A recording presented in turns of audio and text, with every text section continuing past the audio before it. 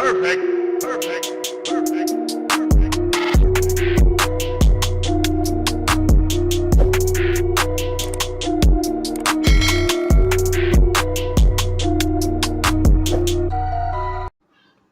कप्तान को समुंदर में छुपी हुई इस चट्टान का इल्म नहीं था, लिहाजा जहाज उससे टकरा गया और उसके पैंदे में एक बहुत बड़ा सुराख हो गया।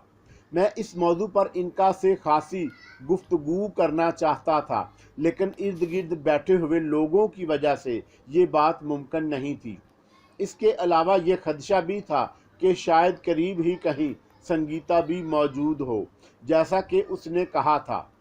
हाँ, इनका ने मेरे ख्यालात को पढ़कर कहा, वो लाइफ बोट पर मौजूद है। मैं अंधेरे में आंखें फाड़ फाड़ कर चारों तरफ देखने लगा और फिर बुलंद आवाज़ में बोला, संगीता, क्या तुम बोट पर मौजूद हो? यकीनन मुझे अपने दाएं पहलू से आवाज़ सुनाई दी और मैं उछल पड़ा। मुझे गुमान भी नहीं था कि वो मेरे इतने करीब बैठी होगी। तुम बोट पर कब आई? मैं बड़ी हैरत से बोला। इसका जवाब तो मुझसे पूछे बगैर भी हासिल कर सकते हो। संगीता का ये लहजा इतना अजीब था कि मैं समझ गया। मैं तुम्हारा मतलब नहीं समझा, मेरे मुंह से बेसाख्ता निकला, और इसके साथ ही मैंने महसूस किया कि इनका भी कुछ मुस्तरिब हो गई। मेरा मतलब बिल्कुल साफ है सोहराब, संगीता ने बड़े सर्द लहजे में कहा। तुम्हारे वसाइल भी महदूद तो नहीं है। मैं और ज़्यादा चौकन्ना हो गया। आखिर संगीता कहना क्या चाहती थी? क्या वो इनका के बारे में जान चुकी थी? साफ साफ बातें करो संगीता, मैंने भर्राई हुई आवाज़ में कहा। ऐसे उलझे हुए फुकरे मेरी समझ में नहीं आते। अब ज़्यादा बेवकूफ़ मत बनो, काफ़ी बेवकूफ़ बन चुकी हूँ। अपनी इस नन्ही सी जान से कहो कि मुझे अपना दिल उछल कर हलक में आता हुआ महसूस हुआ और उसके साथ ही दिमाग में भी तेज़ सनसनाहट फैल गई। मैं संगीता का मुकम्मल फ़िक्रा नहीं सुन सका। मेरे सर पर इनका भी अचानक इस तरह खड़ी हो गई जैसे खुद को किसी हमले से बचाना चाहती हो। अब इसमें कोई शुबा नहीं रहा कि मेरे सर पर इनका की मौजूदगी संगीता के इल्म में आ गई। मैंने देखा कि इनका ने अपने दाएं हाथ को बुलंद करते हुए उंगली से आसमान की तरफ कुछ इशारा किया। उस इशारे के साथ ही इतने ज़ोर का तड़ाका हुआ जैसे आसमान के दो टुकड़े हो गए हों। वो तड़ाका ऐसा ही था जैसे आसमान टुकड़े टुकड़े होकर बिखर गया हो, लेकिन असल मामला ये था कि बिजली गिरी थी, आसमानी बिजली, जो इस लाइफ बोट और उसके मुसाफिरों को जलाकर खास तर कर देती। लेकिन मैंने देखा कि बिजली की वो लहरें कश्ती के करीब पहुंचते ही सिमट कर सीधी इनका की तरफ बढ़ी, गोया मेरे सर की तरफ आईं। दहशत से मेरी चीख निकल गई। कश्ती के मुसाफिरों ने भी बिजली की लहरों को देख लिया और इस दहशत का वो आलम सिर्फ एक लम्हे का था, सिर्फ एक लम्हा, लेकिन वो सदियों पर फैली हुई अज़ियत से ज़्यादा कर्बनाक था। मेरे पास अल्फाज नहीं कि मैं इस लम्हे की सरगुज़श्त बयान कर सकूं। दूसरे ही लम्हे मैंने देखा कि बिजली की लहरें मेरे सर पर गिरने की बजाय इनका के गिर्द चकरा रही थीं। वो एक ऐसा हैरत अंगेज़ मंजर था जो दुनिया के किसी शख्स ने कभी ना देखा होगा। वो लहरें इनका के गिर्द एक हल्का सा बनाए हुए थीं और वो हल्का बड़ी तेज़ी से तंग होता जा रहा था। इनका के चेहरे पर किसी खौफ या परेशानी के आसार बिल्कुल नहीं थे। वो मुतमिन और खुश नज़र आ रही थी। संगीता पर इस वक्त क्या बीती, इसका सवाल का जवाब नहीं दे सकता। मेरी तवज्जो उसकी तरफ थी ही नहीं। मैं तो उन लहरों को देखे जा रहा था जो इनका के गिर्द अपने हलके को बड़ी तेज़ी से तंग करने के बाद अब इनका के वजूद में सरूद करती चली जा रही थी। देखते ही देखते इनका के जिस्म ने इन लहरों को अपने अंदर जज़ब कर लिया। कश्ती के मुसाफिर ये मंजर देखकर इस संगीन सूरत हाल को भूल गए जिससे वो दो चार थे। उन्होंने मुझे घेरे में ले लिया और मेरी खैरियत दरियाफ़त करने लगे। शायद उन्हें ये गुमान हुआ था कि बिजली की वो लहरें मेरे सर में जज़ब होती गईं। ज़ाहिर है कि उन्होंने इनका को तो नहीं देखा था। उन्हें ये बावर कराना मेरे लिए खासा मुश्किल साबित हुआ कि मुझे कोई गज़ंद नहीं पहुंची। मैं उनसे बमुश्किल पीछा छुड़ा सका। پیچھا چھڑانے میں اس دھچکے نے میری کافی مدد کی جو کشتی کو لگا تھا۔ غالباً کوئی بڑی مچھلی غیر ارادی طور پر کشتی سے ٹکرا گئی۔ دھچکا لگتے ہی بہت سے لوگ ادھر ادھر گر پڑے اور اس کے ساتھ ہی صورتحال کی سنگینی کا احساس عود کر آیا۔ ایک بار پھر ہاہاکار مچ گئی۔ کوئی رو رہا تھا، کوئی گڑ گڑا رہا تھا اور کوئی پاگلوں کی طرح اس جہاز کو گالیاں دے رہا تھا جس کی تباہی کے باعث وہ ایک غیر یقینی مستقبل سے دو چار ہو گئے۔ میری توجہ اب بھی انکا ہی کی طرف تھی۔ میں اسے بڑا مطمئن دیکھ رہا تھا۔ چند لمحے پہلے وہ پریشانی کی حالت میں میرے سر پر کھڑی ہو گئی، لیکن اب میں اسے لیٹا ہوا دیکھ رہا تھا۔ سنگیتا اب بھی میرے قریب موجود تھی۔ اس وقت میری شدید ترین خواہش تھی کہ اس کے تاثرات سے آگاہی حاصل کر لوں، لیکن اندھیرا اس کے چہرے کی پناہ گاہ بنا ہوا تھا۔ اچانک اس کی دھیمی سی ہنسی میری سماعت سے ٹکرائی۔ عجیب سی ہنسی تھی۔ ایسے معلوم ہوا جیسے ہنسی کی اس آواز کے جال میں زہر کے قطرات الجھے ہوئے ہوں۔ کیوں سہراب جی، وہ بولی، یہ غالباً تمہاری زندگی کی سب سے زیادہ حیرت ناک مشاہدہ تھا۔ یقیناً میری آواز بھرائی ہوئی تھی۔ تم کچھ بھی سمجھ نہیں سکے۔ انکا نے خود کو آسمانی بجلی کی حفاظت میں دے دیا ہے۔ یہ ننھا سا فتنہ ہے بہت چلاک۔ سنگیتا کے انداز گفتگو سے مجھے پتا چلا کہ وہ مجھ سے کچھ زیادہ برگشتہ نہیں ہے۔ جب وہ انکا کے بارے میں جان چکی تو اسے یہ بھی معلوم ہو گیا کہ میں نے اسے بے وقوف بنانے کی جو کوشش کی تھی اس کا محرم انکا کا وجود تھا۔ لیکن سہراب، سنگیتا کہتی رہی، اس ننھی سی جان نے مجھ سے چھیڑ خانی کر کے اچھا نہیں کیا۔ وقت گزرنے کے ساتھ ساتھ جیسے جیسے اس کی طاقت میں اضافہ ہو رہا ہے ویسے ویسے یہ کچھ مغرور ہوتی جا رہی ہے۔ کہیں ایسا نہ ہو کہ یہ غرور کسی دن اسے لے ڈوبے۔ کیا اسے نہیں معلوم کہ مجھے گنیش جی کی آشیرواد حاصل ہے؟ میں ان باتوں کے بارے میں کیا کہہ سکتا ہوں؟ میں دھیرے سے بولا۔ تم بہت کچھ کہہ سکتے ہو سہراب، انکا نے میرے کان میں سرگوشی کی۔ تم اس خوبصورت عورت سے کہو کہ وہ گنیش جی کے آشیرواد کا رعب نہ جمائے۔ تم اس سے یہ بھی کہو کہ ایک دو روز انکا سے تمہاری آغوش کی زیست بنا دے گی۔ لیکن میں سنگیتا کے سامنے انکا کی یہ بات نہیں دہرا سکا۔ میں اس کی اہم ہمت نہیں کر سکا۔ اس کے برخلاف میں نے سنگیتا سے ایک اور ہی سوال کر دیا۔ تم نے یہ بات کیسے جانی کہ مجھے اس کا علم گنیش جی سے ہوا ہے؟ سنگیتا میری بات کاٹتی ہوئی بولی، تمہیں یاد نہیں جب جہاز ڈوب رہا تھا تو میں تمہیں عرشے کی طرف روانہ کر کے واپس اپنے کیبن میں چلی گئی۔ وہیں میں نے عبادت کی اور گنیش جی سے رابطہ قائم کیا۔ ان سے باتیں کرتے ہوئے تمہارا تذکرہ کچھ اس طرح آیا کہ گنیش جی انکا کے وجود کا اظہار کر بیٹھے۔ پھر میں نے خود کو کرید کر سوالات کیے اور گنیش جی نے مجھے سب کچھ بتا دیا۔ اگر میں چاہتی تو گنیش جی کی پوتر سونڈ مجھے اور ڈوبتے ہوئے جہاز سے اٹھا کر کسی بھی جگہ پہنچا دیتی، لیکن میں نے ان سے بس اتنا ہی کہا کہ وہ مجھے لائف بوٹ میں پہنچا دیں۔ گویا اب بھی یہ ممکن ہے کہ گنیش جی کی مقدس سونڈ تمہیں اس بوٹ سے اٹھا کر کسی محفوظ جگہ پہنچا دے۔ میں تمہارے اس سوال کے جواب میں خاموش رہنا پسند کروں گی۔ کیوں؟ میں حیرت سے بولا۔ میں الجھی ہوئی نظروں سے سنگیتا کی طرف دیکھنے لگا اور اسی وقت مجھے اپنے کانوں میں انکا کی حقارت آمیز ہنسی سنائی دی۔ یہ اپنی کمزوری کو تم سے چھپانا چاہتی ہے سہراب، انکا بولی۔ اب یہ ممکن نہیں ہے کہ گنیش جی کی سونڈ یہاں سے اسے لے جا سکے۔ یہ اس صورت میں ہو سکتا ہے کہ یہ برہنہ ہو کر گنیش جی کی عبادت کرے، لیکن کیا یہاں اتنے لوگوں میں برہنہ ہو سکتی ہے؟ میں پرخیال انداز میں سر ہلانے لگا۔ انکا کی یہ بات جی کو لگی تھی۔ میں سمجھ گیا کہ سنگیتا اپنے اس کمزور پہلو کو چھپانا چاہتی تھی، لیکن اس کو راز میں رکھنے کے لیے وہ جھوٹ بولنے پر آمادہ نہیں ہوئی۔ وہ میرے سوال کا جواب اثبات میں بھی دے سکتی تھی، لیکن اس کی بجائے اس نے خاموش رہنا مناسب سمجھا۔ میری اور اس کی گفتگو کے دوران میں کشتی کے کسی بھی مسافر کی توجہ हमारी तरफ नहीं थी, क्योंकि सब लोग रोने धोने और चीखों पुकार के साथ उस परेशानी में उलझे हुए थे कि उनका मुस्तकबल क्या होगा। उनके हवास गुम थे, आसाब अमल थे और अकल हैरान थी।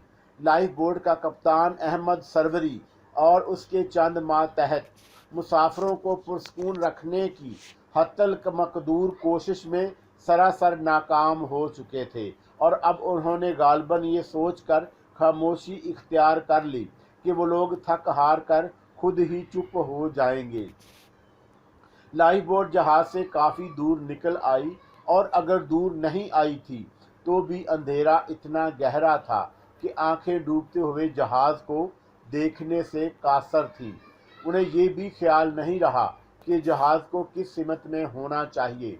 शायद इस बात का ख्याल सिर्फ लाइफ बोट के अमले को होगा। इनका मुझे इस अंधेरे में भी साफ दिखाई दे रही थी, और उसका सबब ये था कि उसे मेरी बातन की आंखें देखती थी। मैं देख रहा था कि वो बड़े इत्मीनान से मेरे सर पर लेटी हुई थी, लेकिन अगर मेरा अंदाज़ा गलत नहीं तो उसकी आंखों में तफक्कर का हल्का सा गुबार ज़रूर मौजूद था। शायद वो किसी वजह से फ़िक्रमंद थी, लेकिन मैं उसकी फ़िक्र का सबब नहीं जान सका। रात जागते हुए गुजर गई। शायद कोई भी नहीं सोया था। जब मशरक से सूरज ने सर उभारा तो हमारे जहाज़ का दूर दूर तक पता नहीं था। मुमकिन है कि वो गर्क हो गया हो, और ये भी मुमकिन है कि हम उससे बहुत दूर निकल आए हों। कप्तान अहमद और उसके अमले के गिने चुने अफराद लाइफ बोट पर मौजूद खुर्दोनोश के सामान का जायज़ा लेने लगे। बाद संजीदा किस्म के मुसाफिर दबी ज़ुबान से और बेशतर मुसाफिर ज़ोर शोर के साथ अपनी भूख प्यास का इजहार कर रहे थे। दो एक घटिया किस्म के आदमियों ने तो खुद ही खुर्दोनोश के सामान पर हाथ डालने की कोशिश की थी, मगर कप्तान अहमद ने झपट से अपना रिवाल्वर निकाल कर उन पर तान लिया। मेरी इजाज़त के बगैर कोई चीज़ नहीं ली जा सकती, उसने सख्त लहजे में कहा, और अगर इस किस्म का बिलवा किया गया तो मैं बेदरेग गोली चला दूंगा। अभी हम इस बात का जायज़ा ले रहे थे कि हमारे पास खाने पीने का कितना सामान है। उसके बाद मुसाफिरों की गिनती की जाएगी, और मैं नक्शे वगैरह की मदद से ये अंदाज़ा लगाऊंगा कि हम करीब तरीन साहल तक कितने दिन में पहुंच सकते हैं। उसके बाद ये फ़ैसला करना मुमकिन होगा फ़ी कस खुराक क्या हो सकती है। बात माकूल थी। जिन लोगों ने खुर्दोनोश के सामान पर झपट पड़ने की कोशिश की थी, उन पर दूसरे मुसाफिरों ने भी लान तान की, तो वह चुपके होकर एक तरफ बैठ गए। लेकिन सारे मुसाफिरों में खिचड़ी सी अब भी पक रही थी। सब एक दूसरे से पूछ रहे थे कि मुस्तकबल क्या होगा। बाद में कप्तान अहमद पर भी सवालात की बौछार की, और उस शरीफ आदमी ने नरमी से उनको तसल्ली तफशी दी कि जल्द या बदेर उनकी लाइफ बोट साहल तक पहुंच ही जाएगी, और ये भी मुमकिन है कि राह में उन्हें कोई जहाज़ मिल जाए। मैंने संगीता की तरफ देखा, जो किसी ख्याल में खोई हुई मशरक से उभरते हुए सूरज की तरफ देख रही थी। उसका खूबसूरत चेहरा सूरज की किरणों से दमकने लगा। मुझे रात का वाक़या याद आ गया। उसके लबों की हलावत याद आई, तो उन गैर यकीनी हालात में भी मुझ पर एक सरूर सा तारी होने लगा। इस बोसे का कैफ में ज़िंदगी भर फरामोश नहीं कर सकता। वो सरूर, वो कैफ, वो लज्जत ऐसी ही थी कि शरियानों में मचलता हुआ लहू अपनी सूरत बदलने के लिए बेकरार हो गया। अचानक मुझे मेगाफोन पर कप्तान अहमद की आवाज़ गूंजने लगी। वो मुसाफिरों से कह रहा था, मेरे दोस्तों, मुझे अफसोस है कि मैं आप लोगों को कोई अच्छी खबर नहीं सुना रहा, ताहम हिम्मत हारने की ज़रूरत नहीं। हम ज़िंदगी और मौत की इस जंग को बड़े सुकून और बड़े सब्र से लड़ने की कोशिश करेंगे। हम साहल से इतनी दूर हैं कि इस तक पहुंचने में 30 से 35 दिन लग सकते हैं, जब हमारे पास खुराक का वाफर ज़ख़ीरा मौजूद नहीं है। मैं हिसाब लगाने के बाद इस नतीजे पर पहुंचा हूं कि एक दिन में, मेरा मतलब है 24 घंटे में, एक मुसाफिर को صرف ایک بسکٹ کھانے کو ملے گا، 2 چمچے پانی کے ملیں گے اور 1 چمچہ دودھ۔ کپتان احمد کی وہ تقریر یہیں تک پہنچی تھی اور غالباً وہ کچھ اور بھی کہنا چاہتے تھے، لیکن اچانک کئی عورتوں نے دھاڑے مار مار کر رونا شروع کر دیا۔ بعض کمزور دل مرد بھی چیخنے چلانے لگے اور چشمے زون میں لائف بوٹ پر ایسا کوہرام مچ گیا جیسے 42 افراد کا یہ خاندان اپنے کئی عزیزوں کی جمع مرگی پر بین کر رہا ہو۔ کپتان احمد ہی کے بیان کے مطابق لائف بوٹ پر 42 مسافر تھے۔ صورتحال واقعی بڑی حوصلہ شکن تھی۔ 1 بسکٹ، 1 چمچہ دودھ اور 2 چمچے پانی کے سہارے 1 ماہ تک زندہ رہنا محلات میں سے تھا۔ لائف بوٹ کے 42 مسافروں میں سے شاید چند ہی خوش قسمت زندہ سلامت ساحل تک پہنچ پاتے۔ سنگیتا کا چہرہ بالکل سپاٹ تھا، لیکن میرے سر پر موجود انکا کے گلابی ہونٹوں پر دبی دبی سی مسکراہٹ نظر آ رہی تھی۔ مجھے اس مسکراہٹ سے بڑا سہارا ملا۔ انکا ان صورتحال سے پریشان نہیں تھی اور اس کا مطلب یہ تھا کہ مجھے بھی پریشان نہیں ہونا چاہیے۔ انکا میری بہتری کی کوئی صورت نکال ہی لیتی۔ دیکھو سہراب، وہ میرے کان میں بولی، اب ذرا اپنی اس گنیش جی کی داسی کی طرف دیکھو، کیسی پھٹکار برس رہی ہے چہرے پر۔ اب کہاں گئی وہ طاقت جس پر سے گھمنڈ ہے؟ ظاہر ہے کہ یہ تمہاری طاقت کا مقابلہ تو نہیں کر سکتی، میں نے کہا، اور ساتھ ہی مجھے یہ محسوس ہوا کہ میرا انداز چاپلوسانہ تھا۔ یہ احساس ہوا تو میں خود ہی جھینپ گیا۔ سنگیتا چونک کر میری طرف دیکھنے لگی، پھر اس کے ہونٹوں پر بھی ایک ہلکی سی مسکراہٹ ابھری اور اس نے کہا، کیا اپنی اس ننھی جان سے باتیں کر رہے ہو؟ میں سر ہلا کر رہ گیا۔ لائف بوٹ پر لوگوں کا شور و غل برابر جاری تھا۔ کپتان احمد اور اس کے ماتحتوں نے خوراک کی تقسیم شروع کر دی۔ مجھے یہ تقسیم ایک اچھا خاصا مذاق معلوم ہوئی۔ بھلا 1 بسکٹ، 1 چمچہ دودھ اور 2 چمچے پانی بھی کوئی خوراک ہے؟ لیکن چند دن بعد ہی یہ حالت ہو گئی کہ وہ مذاق خیز خوراک نعمت خیر مقروفیہ محسوس ہونے لگی۔ محیب سمندر کی لہروں پر 5 ہی دن کا سفر بڑا عبرتناک صاف ہوا۔ ان 5 دنوں میں نوبت یہاں تک پہنچی کہ عورتوں میں بلند آواز سے رونے کی طاقت بھی نہیں رہی۔ اب وہ بس سسکیاں لیتے ہوئے آنسو بہاتی رہیں۔ مسافروں میں 2 شیرخوار بچے بھی تھے۔ چھٹے دن ان کے زور زور سے رونے کی آواز سنائی دینے لگی، کیونکہ اب ان کی ماؤں کی چھاتیاں خشک ہوتے جا رہی تھیں۔ ان سے دودھ نچوڑنے میں ناکامی پر وہ بلکنے لگتے۔ ان کی مائیں اپنے حصے کا 1 چمچہ دودھ بھی ان کو پلا دیتی، لیکن وہ معصوم حالات کی سنگینی سے بے خبر تھے۔ 1 چمچہ دودھ سے بہل جانے کی کوشش ان کے اختیار میں نہیں تھی۔ میں نے دیکھے کہ انکا کا چہرہ بھی زرد پڑتا جا رہا تھا، خون کی کمی اس کے جسم میں بھی ہوتی جا رہی تھی۔ دوسری طرف سنگیتا کی اجلی اجلی سی رنگت نے بھی متاثر ہونا شروع کر دیا۔ ادھر مجھ پر نکاہٹ طاری ہونے لگی، گلا خشک اور ہونٹ مرجھائے جا رہے تھے۔ 2 چمچے پانی اور 1 چمچہ دودھ سے 24 گھنٹے نہیں گزر سکتے۔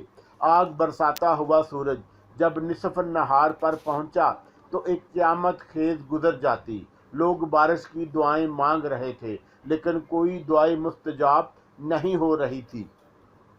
7ویں دن ایک شیرخوار بچہ چل بسا۔ اس کی ماں پچھاڑے کھا رہی تھی اور کسی طرح بھی اپنے لختے جگر کی لاش چھوڑنے پر آمادہ نہیں تھی۔ بمشکل تمام اسے لاش چھینی گئی۔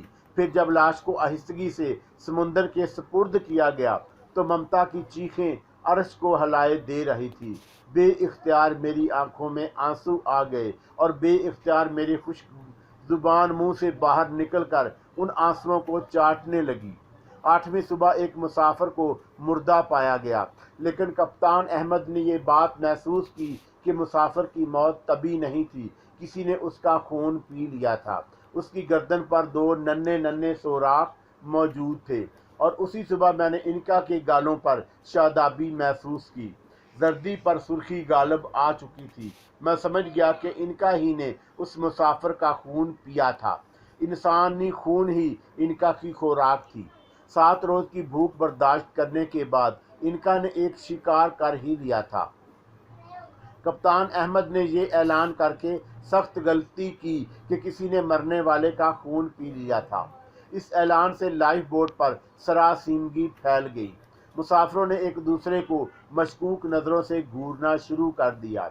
वो समझ रहे थे कि इन्हीं में से किसी ने ये बेहबाना हरकत की है। मुझे इनका की इस हरकत से तकलीफ पहुंची। कराहियत के एक अजीब से एहसास ने मुझे अपनी लपेट में ले लिया। संगीता ने बड़े तल्ख लहजे में मुझसे कहा, अब तुम्हारी इस नन्ही जान ने कश्ती पर दरिंदगी का खेल भी शुरू कर दिया है सोहराब। इनका गुसीली आवाज़ में बोली, इस औरत से कहो कि इंसानी खून ही मेरी खुराक है। क्या वो अपने 1 चमचे दूध, 1 बिस्कुट और 2 चमचे पानी को नज़रअंदाज कर सकती है?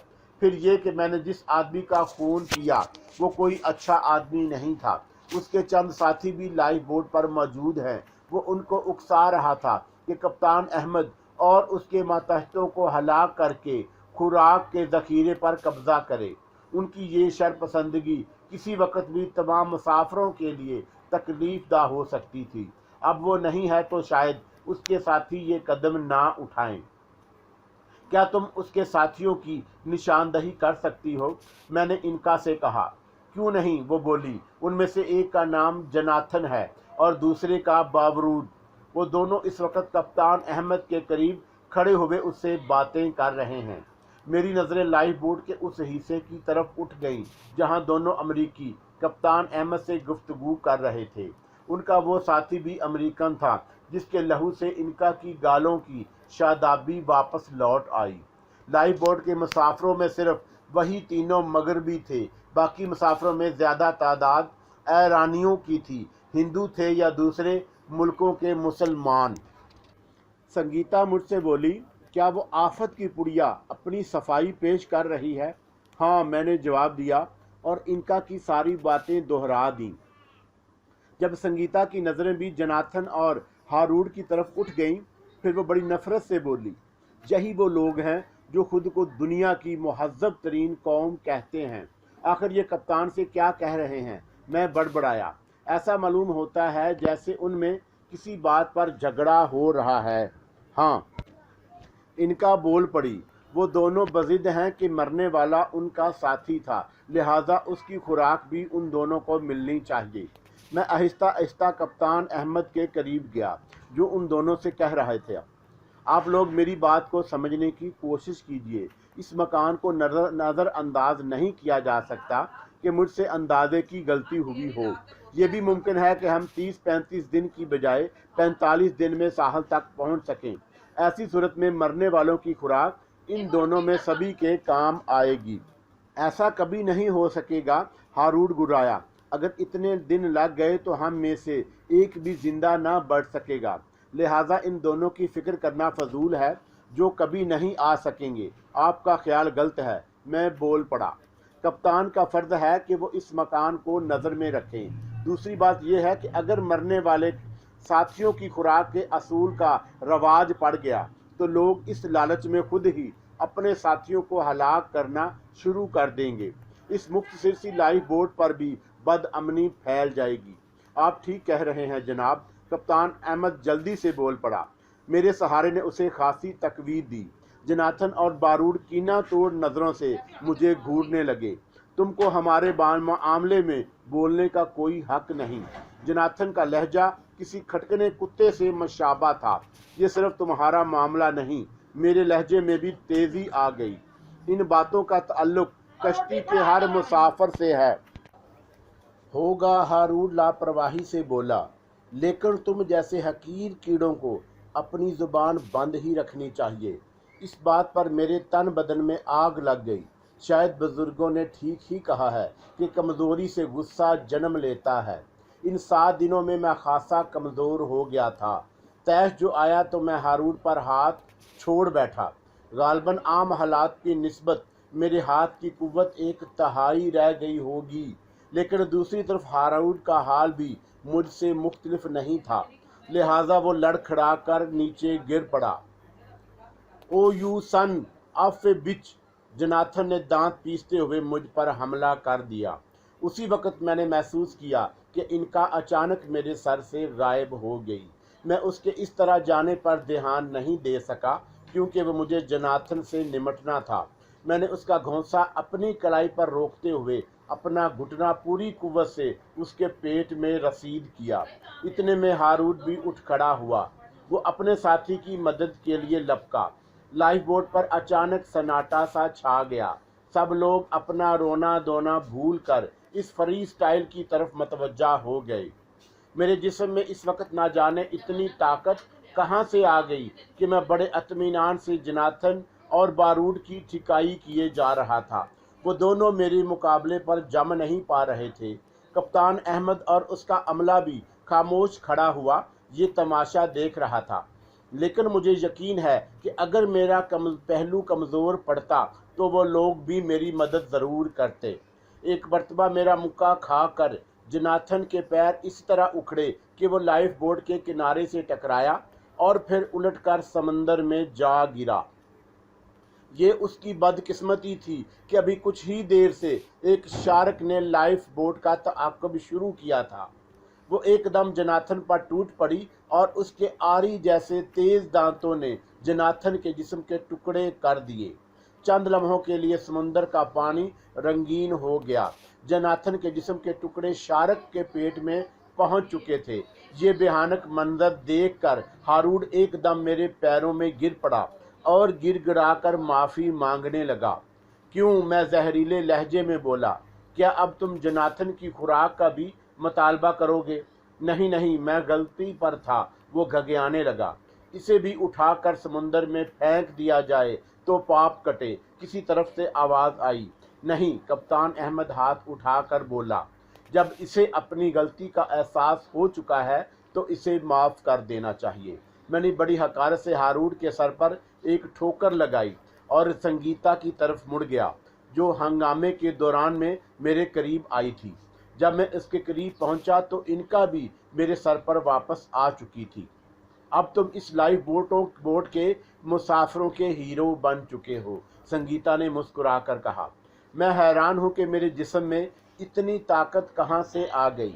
تمہارے جسم میں نہیں آئی تھی، ان کا بول پڑی، بلکہ میں نے جا کر ان دونوں کی رہی سہی طاقت کو مفلوج کر دیا تھا۔ اوہ تو یہ بات تھی، میں نے سر ہلایا۔ کیا بات تھی؟ سنگیتا تعجب سے بولی۔ میں دھیرے سے ہنس پڑا اور پھر میں نے کہا، دراصل میں اپنی اس ننھی سی جان سے مخاطب تھا، میرے فتح کا سہرا اسی کے سر پر ہے۔ سنگیتا نے یہ سن کر برا سا منہ بنایا۔ میں ایک طرف بیٹھ گیا۔ اس ورزش نے مجھے بھی بری طرح تھکا دیا، حلق میں کانٹے سے پڑ گئے۔ میں متوقع نظروں سے کپتان احمد کے عملے کی طرف دیکھنے لگا۔ وہ لوگ راشن تقسیم کر رہے تھے۔ میں بڑی بے چینی سے اپنی باری کا منتظر رہا۔ سنو، انکا نے میرے کان میں سرگوشی کی، میں راشن تقسیم کرنے والوں میں سے کسی کے سر پر چلی جاتی ہوں، میں اسے مجبور کر دوں گی کہ وہ تمہیں چوری چھپے زیادہ راشن دے دے۔ نہیں، میں نے سختی سے کہا، میں خود غرضوں کی قطار میں نہیں کھڑا ہونا چاہتا، مجھے بھی وہی ملنا چاہیے جو دوسروں کو مل رہا ہے۔ سنگیتا بڑی دلچسپی سے میری طرف دیکھنے لگی۔ غالباً وہ سمجھ گئی تھی کہ میں انکا سے مخاطب ہوں۔ انکا نے میری جواب سن کر برا سا منہ بنایا۔ کیا تم کتابوں کے انسان بننا چاہتے ہو؟ وہ بولی، میں صرف انسان رہنا چاہتا ہوں۔ انسان تو ایسے موقعوں پر تھوڑا سا خود غرض بن ہی جاتا ہے، وہ انسان کے بھیس میں جانور ہوتا ہے۔ انکا نے لاپرواہی سے شانے جھٹک کر ارد گرد کا جائزہ لینے لگی۔ پھر اس نے کہا، تم نے ہارون کو ہلاک نہ کر کے مجھے شکر گزار ہونے کا موقع فراہم کر دیا ہے۔ کیوں؟ میں اپنی بھوک کو ایک ہفتے سے زیادہ برداشت نہیں کر سکتی۔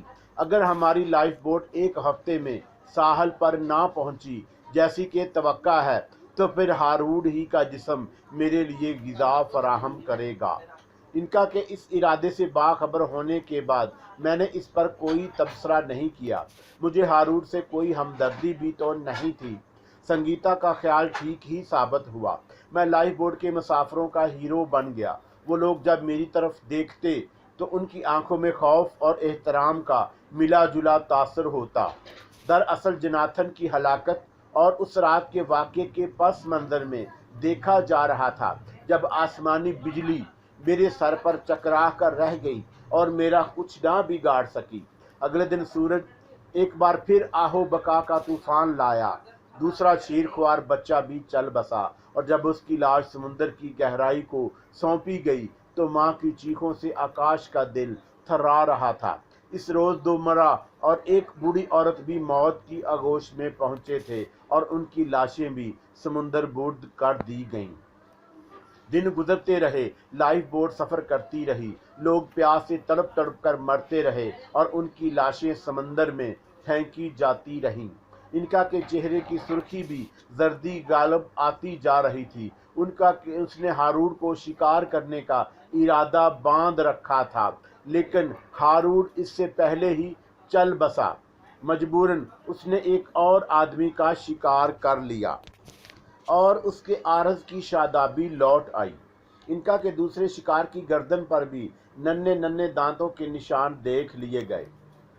دوسری مرتبہ یہ واقعہ پیش آیا تو کپتان احمد کی تشویش گہری ہو گئی، اور اس نے مسافروں میں جس شخص سے اس موضوع پر گفتگو کرنا پسند کیا وہ میں تھا۔ کیسی ستم ظریفی ہے یہ! بار بار مجھے خیال آیا کہ لائف بوٹوں کے مسافروں میں کوئی خبیث ہستی بھی سفر کر رہی ہے۔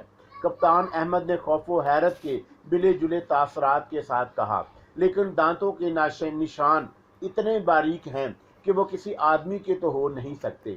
شاید لائف بوٹ میں کوئی خون خوار چوہیا چھپی ہوئی ہے۔ چوہیا اتنا خون تو نہیں پی سکتی، تو پھر ایک ہی صورت ہے، وہ کیا؟ راتوں کو جاگ کر نگرانی کی جائے۔ کپتان احمد پھیکی سی ہنسی سے ہنسا۔ ہم کتنی راتیں جاگ سکیں گے؟ یہ واقعہ 1 ہفتے بعد پیش آیا ہے، کیا اتنے دن تک جاگنا ممکن ہوگا؟ میں نے اس بات کا کوئی جواب نہیں دیا۔ جواب دیا بھی نہیں جا سکتا تھا، اور اگر دیا جا سکتا تو بھی اب میری خواہش یہی تھی کہ گفتگو ختم کر دی جائے، جس میں اب اتنی طاقت نہیں رہ گئی تھی کہ زیادہ دیر تک باتیں کی جا سکیں۔ خشک زبان کو حرکت دیتے ہوئے تکلیف محسوس ہوتی تھی۔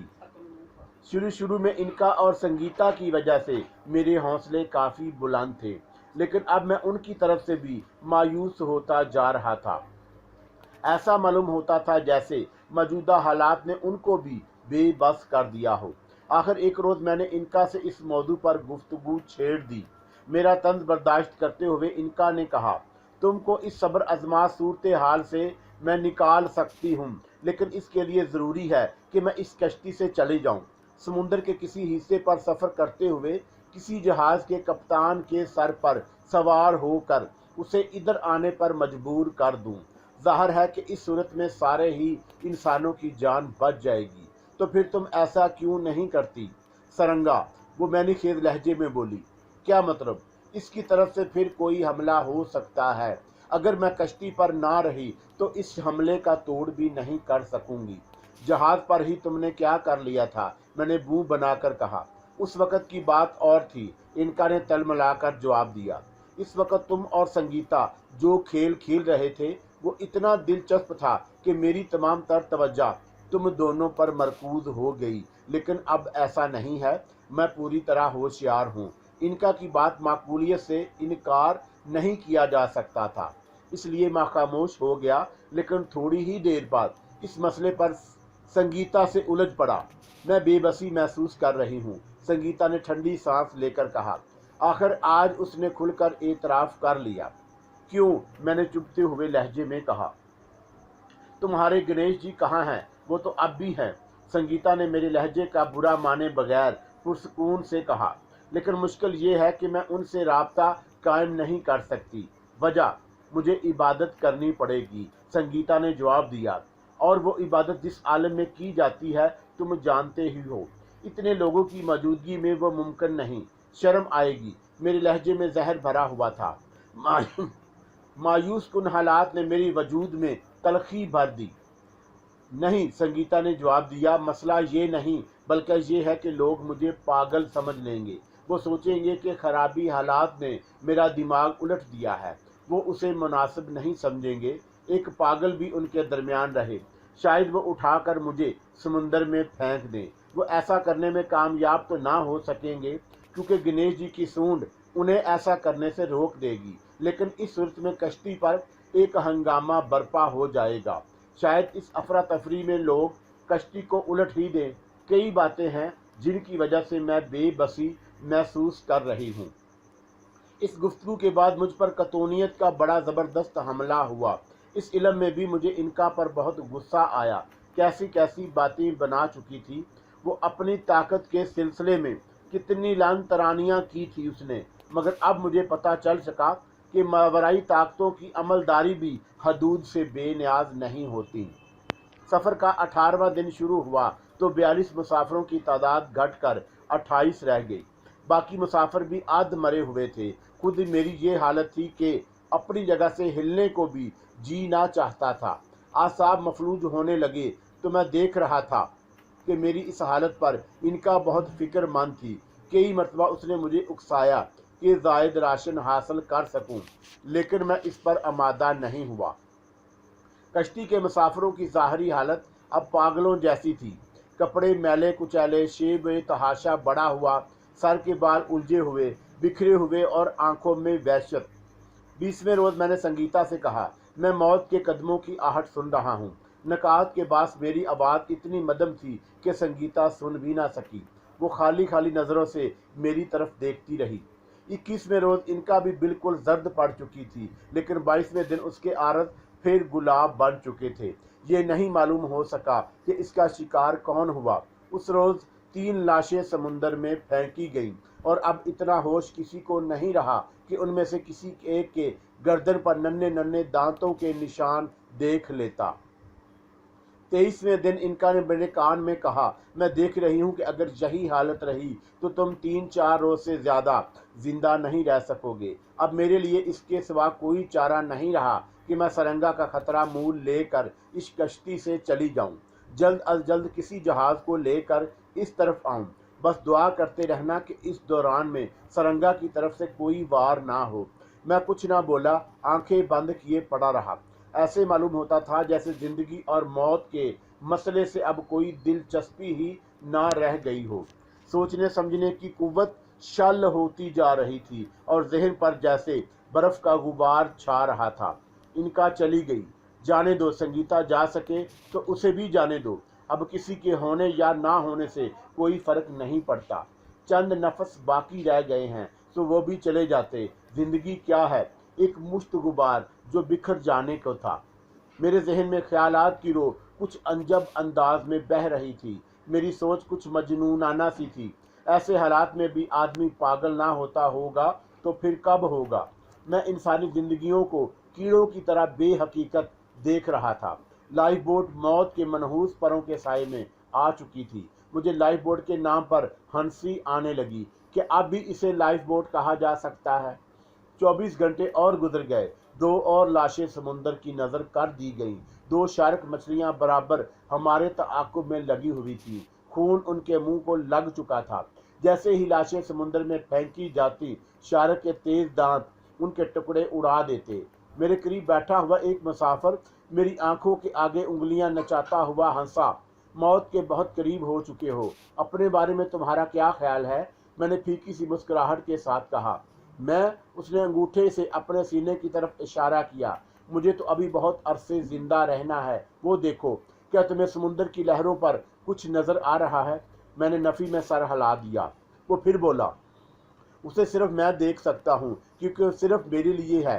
कितनी खूबसूरत है वो वादी की परी। वो मुझे अपनी तरफ बुला रही है। मुझे उसके पास जाना चाहिए। मैं जा रहा हूँ, मैं जा रहा हूँ। वो उठा और उसने समुंदर में छलांग लगा दी। शार्क मछलियाँ फौरन ही उस पर टूट पड़ी।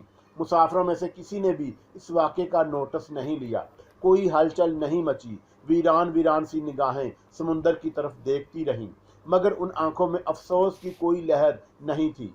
मैंने ठंडा सांस लेकर संगीता की तरफ देखा, जिसकी आंखों के गिर्द हल्के से फैल चुके थे। रंगत मुरझा गई। उसने भी मेरी तरफ देखा और फीके से अंदाज में मुस्कुराई। अब मुझे कुछ कुछ उम्मीद बंधी चली है। वो आहिस्ता से बोली, किस बात की उम्मीद? जिंदगी की। ओह, तो तुम इस बात से वाकिफ हो। मैंने बताया ही नहीं था कि क्या नहीं बताया था। यही कि इनका मेरे सर से चली गई। वो किसी जहाज को घेर कर इस तरफ लाएगी। مجھے اس سے کوئی غرض نہیں، سنگیتا نے منہ بنا کر کہا۔ تو پھر تمہیں زندگی کی امید کس طرح بند گئی ہے؟ سنگیتا نے فوراً کوئی جواب نہیں دیا، سوچ میں ڈوب گئی۔ میں نے بھی زیادہ دیر تک اس کے جواب کا انتظار نہیں کیا اور آنکھیں بند کر لی۔ اب زندگی کی باتوں سے کوئی دلچسپی نہیں رہ گئی۔ دوسرا یہ کہ ایک آدھ منٹ بات کر کے ایسی تھکن ہو جاتی جیسے گھنٹوں سے کوئی مباحثہ ہو رہا ہو۔ ایک دن اور گزر گیا۔ اس لائف بورڈ کا خوش قسمت ترین دن تھا۔ اس روز کوئی لاش سمندر میں نہیں پھینکی گئی، کسی کی بھی موت واقعہ نہیں ہوئی۔ اس سے اگلے روز 3 مسافروں نے موت کی آغوش میں پناہ لی، مگر اب مجھ میں اتنی سکت نہیں رہ گئی کہ ان لاشوں کو اٹھا کر سمندر میں پھینک سکتا۔ سب کی حالت ناگفتہ بے تھی۔ کپتان احمد اور اس کا عملہ، جو دراصل صرف اس فرض پر مشتمل تھا عملے کے باقی افراد مر چکے تھے، کھسک کھسک کر سرک سرک کر لوگوں کو خوراک تقسیم کر رہا تھا۔ آج کپتان احمد نے لوگوں کے راشن میں 100% اضافہ کر دیا۔ پانی کے 4، دودھ کے 2 چمچے اور 2 بسکٹ، نعمتیں غیر مترقع محسوس ہوئی۔ شام کے قریب میں نے سنگیتا کی مدھم سی آواز سنی۔ وہ مجھ سے کہہ رہی تھی، آج رات میں عبادت کروں گی۔ اب کسی مسافر میں اتنی سکت نہیں رہ گئی ہے کہ وہ مجھے پاگل سمجھ کر سمندر میں پھینک سکے۔ میں خاموش رہا، بولنے کو جی نہیں چاہ رہا تھا۔ میں آنکھیں باندھے کیے پڑا رہا۔ مجھے یوں محسوس ہو رہا تھا جیسے دبیز اندھیرے بار بار میرے ذہن پر یلغار ہو رہے ہوں۔ وہ اندھیرے غشی کے تھے یا موت کے؟